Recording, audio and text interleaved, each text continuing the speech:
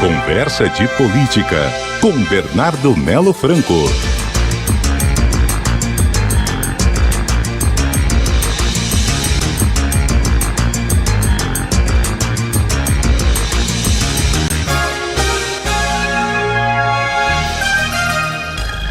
Oi, Bernardo, boa noite, tudo bom?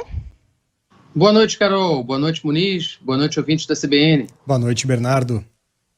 Bernardo, semana intensa aí, principalmente com o julgamento da inelegibilidade do ex-presidente Jair Bolsonaro no TSE. O que a gente pode esperar? Pois é, Carol, uma semana certamente de muita notícia e essa tende a ser a principal. O Tribunal Superior Eleitoral vai julgar uma das 16 ações que estão correndo lá contra o ex-presidente Jair Bolsonaro, e a expectativa em todo o meio político e no meio jurídico de Brasília é de que o Bolsonaro seja condenado à inelegibilidade durante 8 anos. É a pena máxima, né, essa cassação de direitos políticos, que é aplicada em processos na justiça eleitoral. O Bolsonaro é acusado de abuso de poder político e econômico, de uso indevido dos meios de comunicação, e isso tudo naquele episódio da reunião que ele promoveu com embaixadores dentro do Palácio da Alvorada. Essa reunião vai fazer 1 ano agora em julho, ela ocorreu, portanto, em julho de 2022, já no começo da campanha presidencial, e ela resume, Carol, toda aquela atmosfera de absurdos que a gente via assistindo ao longo do ano passado. Veja, para refrescar a memória dos ouvintes, né, lançar uma luz sobre o que aconteceu e o que vai ser julgado no TSE. O presidente Bolsonaro, então presidente da República, ele usou o dinheiro público, um palácio público, a TV pública, para fazer campanha contra as instituições do próprio país que ele governava. Foi isso que aconteceu naquela reunião dos embaixadores. Bolsonaro convocou mais de 90 embaixadores até o Palácio da Alvorada, compareceram 72, e nessa reunião ele mentiu sobre a urna eletrônica, ele atacou a Justiça Eleitoral e os ministros do Supremo Tribunal Federal, e ele ainda insinuou que teria apoio das Forças Armadas para melar a eleição, ou seja, para dar um golpe caso ele fosse derrotado. Importante também frisar que essa reunião e todos esses crimes, eles foram praticados diante de 4 generais que apoiavam o presidente Bolsonaro, integravam o governo e a chapa dele. Estou falando do general Augusto Heleno, do general Ramos, que era ministro da Secretaria de Governo, o Augusto Heleno era chefe do GSI. Estou falando também do general Braga Neto, que era o vice na chapa presidencial do Bolsonaro, e, por último, o general Paulo Sérgio Nogueira, que era, então, ministro da Defesa, portanto, superior hierárquico dos comandantes das 3 forças. Isso mostra a gravidade do que estava sendo tratado ali, do que vai ser tratado pelo TSE, e mostra também a cumplicidade de figuras importantes nas Forças Armadas. Na época, alguns deles estavam na ativa, outros já na reserva, mas o fato é que isso condensa, né, isso ilustra bem para a gente como é que foi a participação de figuras importantes do meio militar nesse golpismo do ex-presidente Bolsonaro. Além disso, houve também a cumplicidade do Itamaraty, porque na época o embaixador Carlos Alberto França, que era o chanceler, também fechou os olhos, para não dizer que colaborou com esse tipo de ataque à justiça eleitoral brasileira. Então, é isso que vai ser julgado a partir dessa quinta-feira. A tendência é que o julgamento não se esgote agora. Ele deve ir até a semana que vem e pode, claro, ser parado por um pedido de vistas. Existe também esse temor em Brasília. E é interessante a gente observar, né, Bernardo, como outros elementos vão ou não acabar contribuindo com esse entendimento todo do TSE, porque, como você mencionou, né, muitas coisas foram sendo descobertas após esse episódio que de fato está em julgamento agora no TSE, né? E também entender como que essa pode ser o primeiro julgamento de todo esse contexto de golpe que a gente ainda vai seguir acompanhando, porque teve todas essas mensagens, por exemplo, reveladas agora nos últimos dias, né? Você até escreveu aí sobre a família militar, né, nessa engrenagem golpista. Então, esse pode ser só o primeiro exemplo de alguma punição ou não, né, a partir de todas as investigações que se desdobram depois disso, né?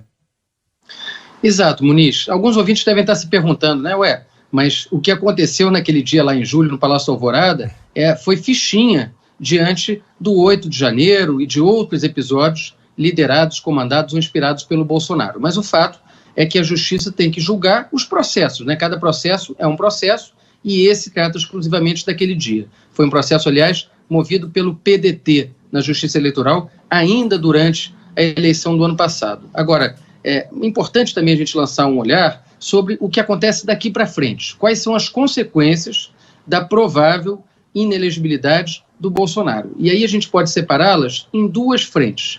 Uma sobre o destino do próprio Bolsonaro e outra sobre o quadro político no Brasil.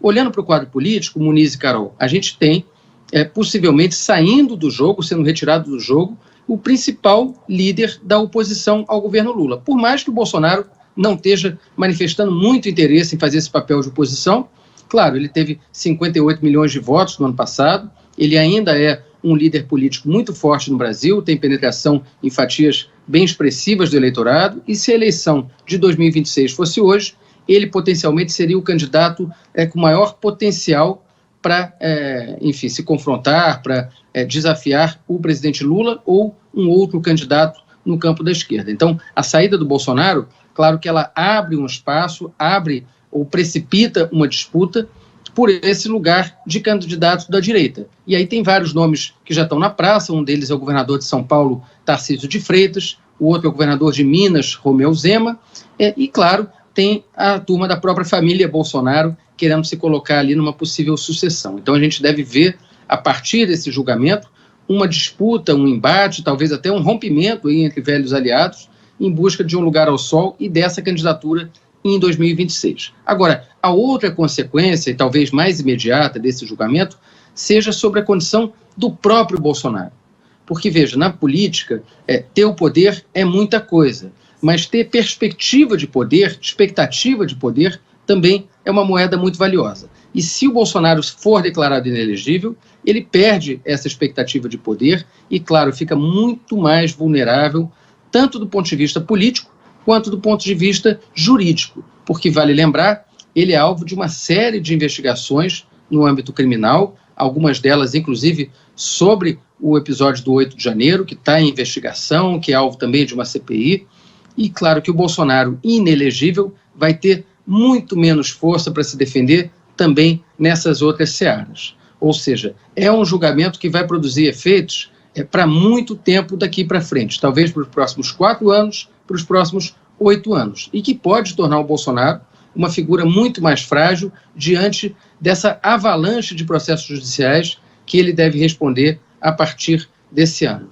Tem outras coisas também, Muniz e Carol, tem, por exemplo, os crimes praticados na gestão da pandemia, que ainda também não motivaram denúncias formais contra o Bolsonaro. Enfim, tem casos de suspeita de corrupção no governo passado, uma série de coisas que devem começar a andar na fila da justiça, e se o Bolsonaro ficar inelegível, ele vai ter menos condições políticas para se blindar de todos esses processos. Enfim, todos os olhos do país voltados para o TSE a partir de quinta-feira, com a possibilidade de que esse julgamento se estenda para a semana que vem, como eu falei, ou até seja parado por um pedido de vistas. Agora, para encerrar essa conversa, gente, eu queria passar para vocês as previsões que eu tenho ouvido também no meio jurídico em Brasília. O TSE é um tribunal que tem 7 ministros, e a expectativa geral é que o Bolsonaro seja derrotado, seja pelo placar de 6-1, nesse caso teria o voto do ministro Cássio Nunes Marques, ou por 5-2, o que incluiria também o voto do ministro Raul Araújo. Para quem não se lembra, o Raul Araújo foi aquele ministro do TSE que no ano passado deu aquelas decisões polêmicas, né, contraditórias, enfim, muito controvertidas, a favor da candidatura do presidente Bolsonaro. A mais famosa delas foi no festival Lollapalooza, quando ele chegou ali a censurar artistas, né, proibir que artistas falassem sobre a eleição. Essa decisão acabou sendo derrubada, reformada pelo próprio Raul Araújo, diante da péssima repercussão que ela teve. Então, agora existe essa dúvida, se ele vai votar a favor ou contra o ex-presidente Bolsonaro. A única certeza, ou pelo menos a expectativa geral, é que o ex-presidente Bolsonaro seja condenado a essa pena de perda de direitos políticos por 8 anos. Valeu, Bernardo. Obrigada pela participação. Boa noite para você. Obrigado, boa semana para vocês e para os ouvintes da CBN. Para você também, Bernardo. Boa noite.